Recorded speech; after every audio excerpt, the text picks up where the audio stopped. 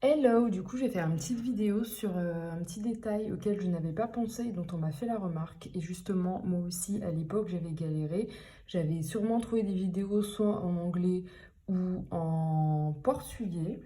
Donc le truc, maintenant qu'on a réalisé un bonnet, la difficulté, j'allais dire suivante, mais c'est même pas suivante, c'est la difficulté de base, c'est comment faire la bonne taille, comment choisir la bonne taille. Lorsqu'on n'a pas la personne sous les yeux et qu'on ne peut pas du coup mesurer et même comment prendre les mesures au final sur la personne. Donc en gros ce que je vous ai fait, là j'ai fait trois chaînettes. Ici ça correspond pour un bonnet C, un bonnet B et un bonnet A. Donc en rouge le bonnet A. Du coup, ça, la chaînette, c'est la chaînette de base. Et en fait, elle, pour la mesurer, si vous avez quelqu'un sous les yeux, pour mesurer cette chaînette, en fin de compte, c'est la distance, je vous mettrai des schémas de toute façon sur la vidéo, c'est la distance de ici, le dessous du sein, jusqu'au téton, pour un bonnet B. Donc là, si on n'a pas la personne sous les yeux, ça veut dire que, bon, je vais pas l'étirer, mais il faudrait que ça fasse 6,5 cm. Bon, après, si j'étire, ça change la donne, mais c'est pas le but. Donc, à peu près, de faire une chaîne de 6,5 cm. Là, moi, je peux vous donner mon nombre de... Comment dire? Mon nombre de mailles en l'air. Mais le truc, c'est selon la laine que vous prenez, du moins le fil que vous prenez, qui est plus ou moins gros, vous ne ferez pas 15 mailles en l'air, vous en ferez moins. S'il est plus gros, vous atteindrez plus facilement la mesure. Donc ça, c'est un bonnet B. Pour un bonnet C, ce sera à peu près, donc, je vais faire en live, 7 cm, 7,5 cm.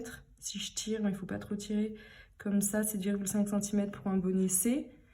Et pour un bonnet A, ce serait donc entre 5,5 et 6 cm. Du coup, ça, c'est la chaînette de base sur laquelle, normalement, on travaille. Donc, moi, j'ai fait une vidéo, je ne sais plus si c'était le bonnet B ou C. Donc, j'avais fait mes 15 mailles en l'air.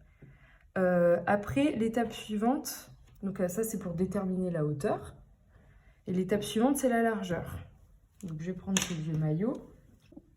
Du coup, pour un bonnet, le calcul, un bonnet B, je vais prendre l'exemple de ce que moi, je fais. Pour un bonnet B, avec le fil que j'utilise, qui est crochetable en 2,5, 3,5 cm, je fais une chaînette de 15. Avec cette chaînette de 15, le but est d'atteindre ici 14,5 cm. Et ici, la base, 15,5 cm. Donc, moi, les bonnets, là, le truc, c'est que j'ai plus de maillot sous les mains, mais je vous mettrai des schémas. Pour un bonnet B, du coup, ici, il faudrait qu'on ait 15, le triangle, parce que celui-ci n'est pas la bonne taille, mais faudrait 15,5 cm. Ici, oh, quoique, pour un bonnet B. Et ici, toujours pour le bonnet B, il faudrait 14,5 cm ici. Donc je vous ai dit, celui-là, il n'est pas la bonne taille, j'avais fait un tout petit truc. Donc voilà, donc je vais mettre les schémas, juste pour rappel. Du coup, j'ai mis où la petite chaînette? Elle a disparu. Voilà. Donc juste pour rappel, et je mettrai de toute façon les schémas, etc. Le bonnet C, on atteindrait sous le sein, donc ici, on atteindrait à peu près 17 cm. Et en haut, à peu près 16 cm, le triangle. Et pour le bonnet A, on atteindrait la hauteur de 13 cm. Et ici, la base, genre 14 cm. Donc, je vais vous mettre des schémas. Et voilà, voilà. Je pense que c'est bon.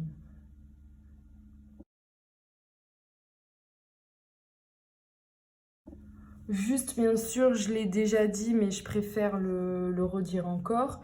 Bien sûr, à adapter, là, moi, je vous donne la clé pour ce fil-là, qui est un fil assez fin, mais vous adaptez à votre fil.